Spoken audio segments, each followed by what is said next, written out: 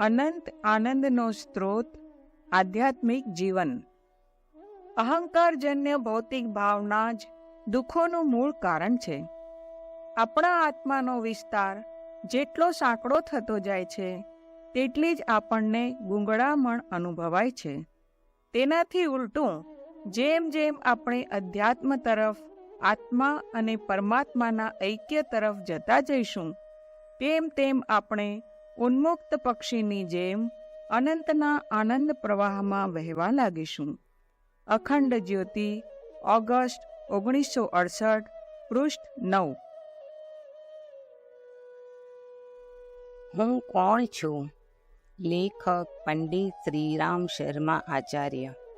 આત્માની પાસે પહોંચવાના જે સાધનો આપણી પાસે છે તે ચિત્ત, અંતઃકરણ, મન, બુદ્ધિ વગેરે જ છે. આત્મદર્શનની સાધના એમના દ્વારા જ થઈ શકે છે.